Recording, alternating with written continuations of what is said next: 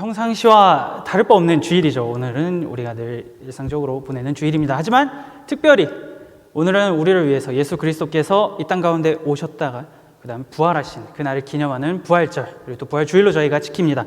이게 굉장히 어떻게 보면 이제 사망이라고 하는 것이 다 무너지고 우리는 부활할 수 있다, 마치 게임에서 리스폰하는 것처럼 뭔가 그런 걸 할 수 있다라고 하는 그 기쁨과 하나님께서 그걸 우리에게 베푸셨다라고 하는 은혜가 있긴 한데요, 이 당시에 예수님이 살아가시던 딱 그 제자들이 있던 그 1세기에서는 마냥 기쁘지만은 않았습니다. 왜냐하면 예수님께서 그 당시 사람들이 생각하는 가장 저주스러운 십자가에 달려 돌아가셨기 때문에 부활이란 거는 생각할 수도 없고 이거는 그냥 게임 끝, 패배다 라는 것만 굉장히 가득했던 게 예수님께서 십자가에 달리신 그 이후부터 그런 분위기가 굉장히 강했습니다.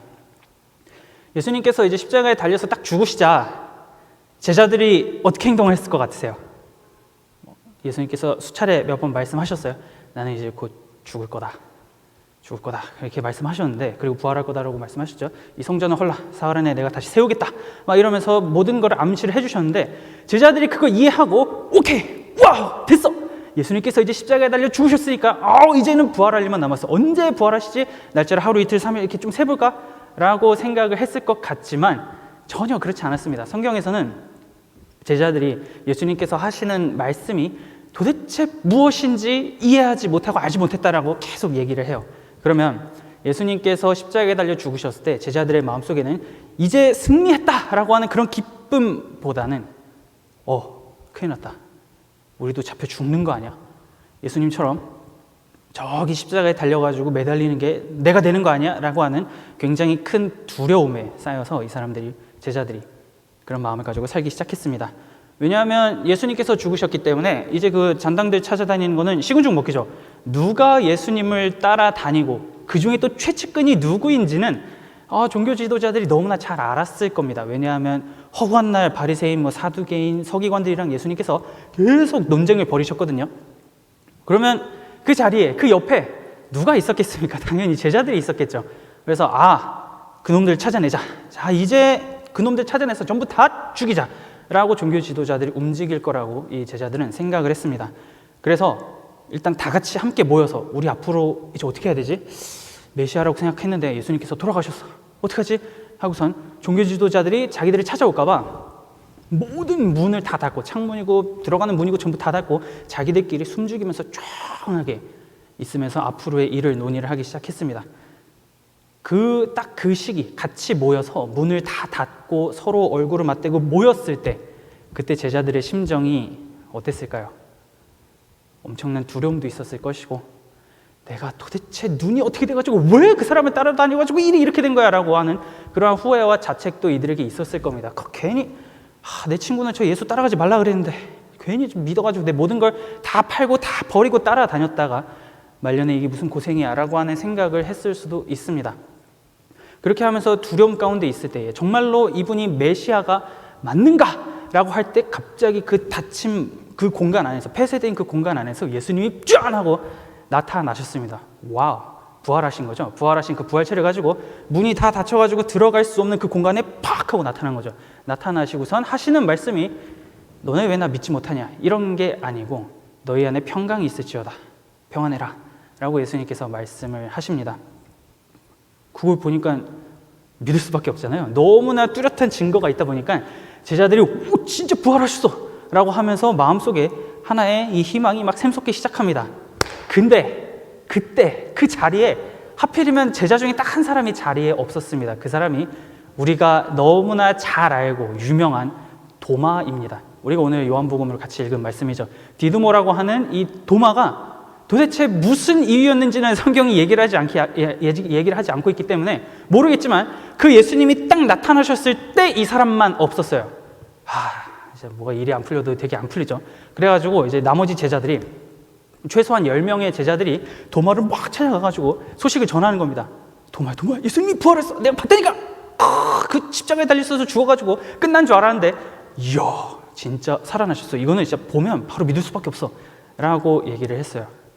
그랬더니 도마가 정말 라고 하면서 나도 믿고 싶어 라고 하는 게 아니고 뻥치지 마 라고 이제 얘기를 하기 시작하는 거죠. 너희들이 그거를 봤다라고 지금 모두가 다 나한테 얘기하는데 내가 그 자리에 없었다고 해서 지금 나를 놀리는 것도 아니고 이게 지금 뭐 하는 거냐라고 하는 굉장히 기분 나쁜 투로 얘기를 하기 시작합니다. 그게 그거죠.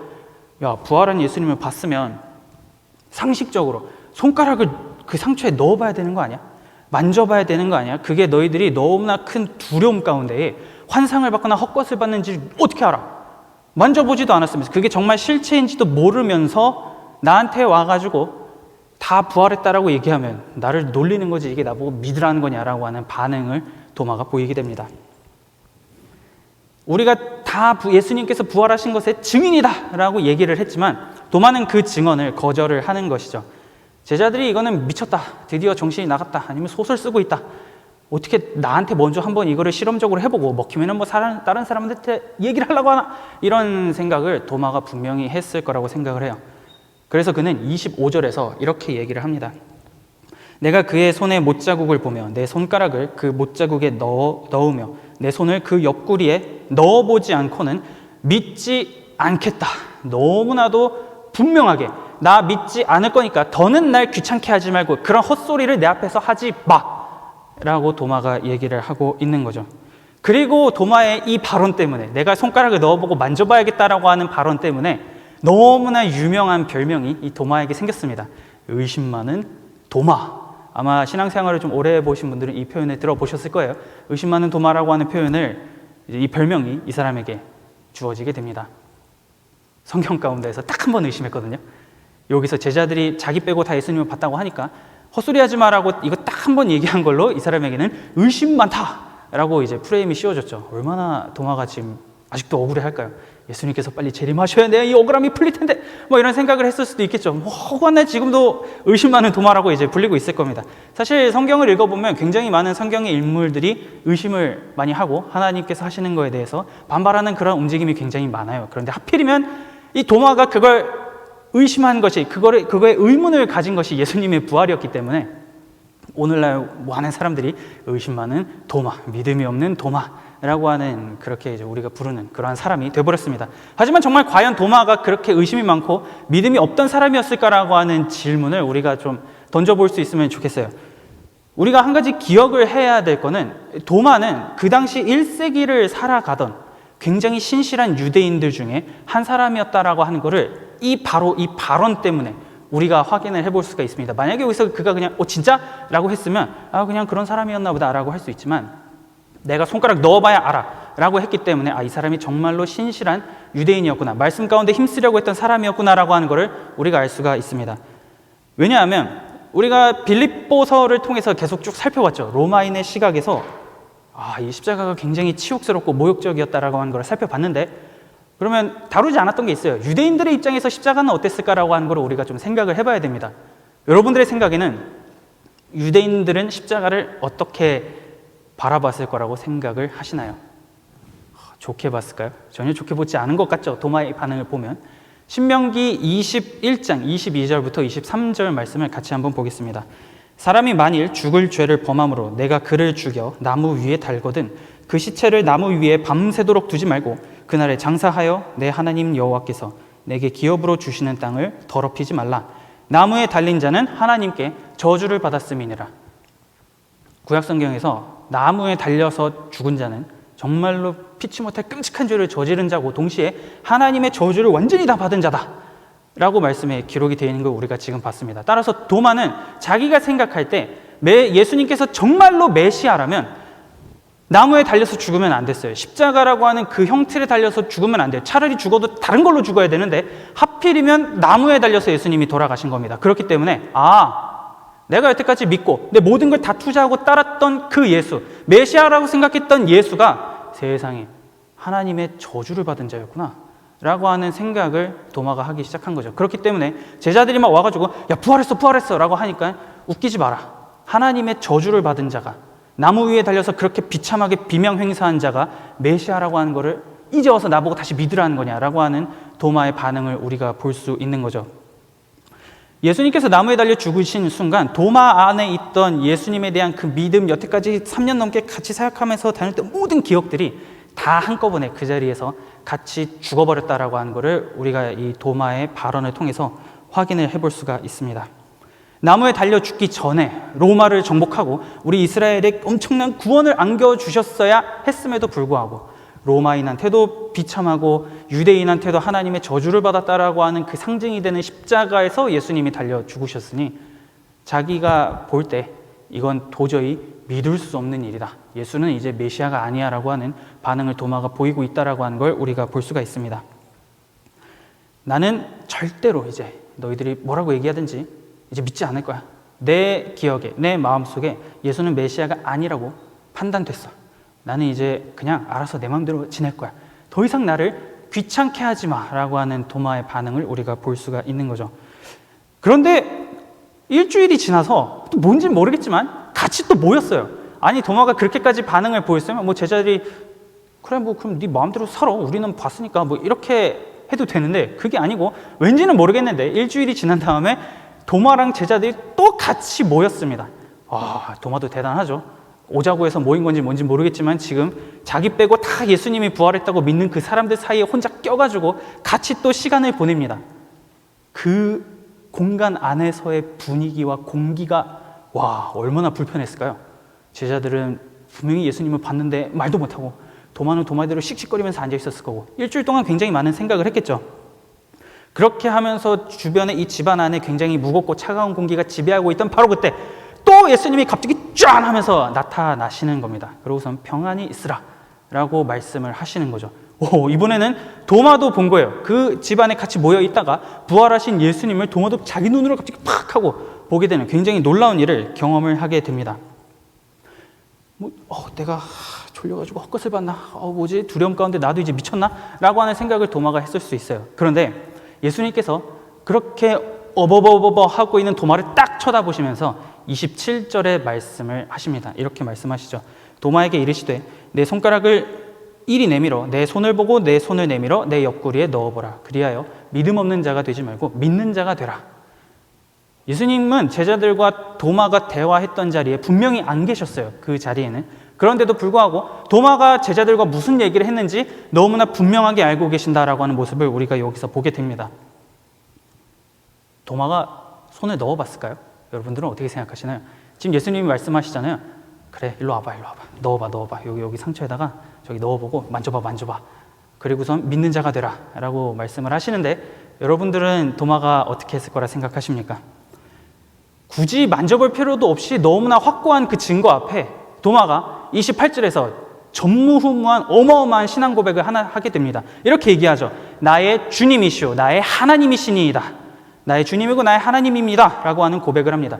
우리는 베드로의 신앙 고백을 너무나 잘 알고 있어요. 주는 그리스도시오 살아계신 하나님의 아들이시니이다. 이 고백은 너무나 잘 알고 있습니다.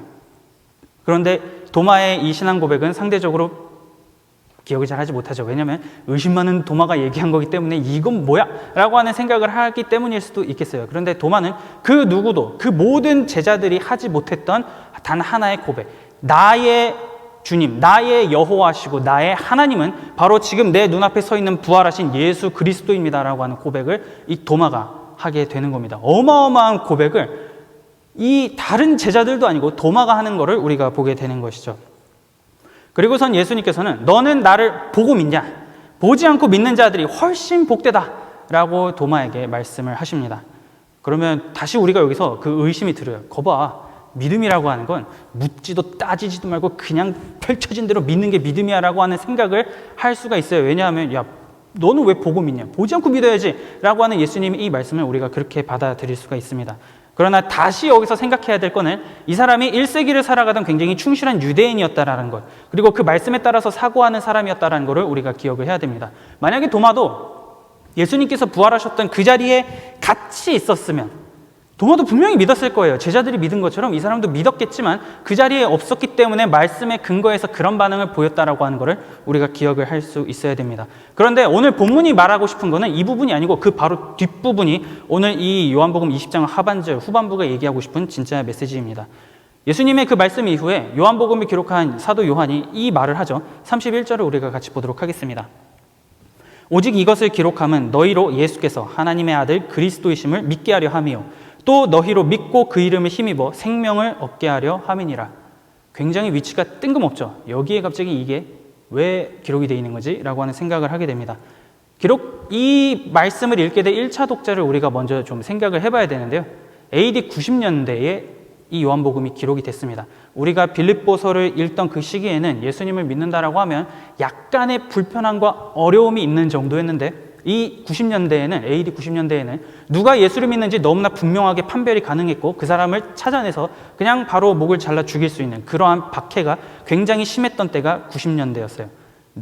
이제 나는 예수를 믿는다라고 하면 자기 목을 내놓고 믿어야 되고 사람들이 다 자기를 죽이려고 모인 그 상황 가운데에서 목을 내놓고 예수 그리스도를 변증해야 되던 시기가 90년대였습니다. 너무나 많은 사람들이 죽었고 순교했고 배교도 굉장히 많이 일어나는 혼돈과 카오스, 끔찍한 상황이 이 90년대였다라고 하는 것이죠. 그러면 성도들은 생각했을 거예요. 우리는 예수 그리스도를 본 적도 없는데 그냥 얘기만 들어가지고 믿었는데 여기서 내 믿음은 어떻게 되는 거지? 너무 힘들 것 같아. 사람들이 흔들리고 무너지기 시작을 하는 것이죠. 이미 예수 그리스도의 부활을 봤던 그 모든 증인들의 대부분은 거의 다 죽었어요. 요한 한 사람만 살아남았다라고 보고 있습니다. 그런 상황 가운데에서 우리가 믿는 이 믿음이 도대체 뭐냐? 내가 정말 그 부활하신 예수 그리스도를 믿고 그 소망 가운데 거하는 자가 맞느냐라고 하는 질문을 성도들이 끊임없이 하던 시기가 90년대라고 하는 것을 우리가 생각을 해볼 수가 있습니다.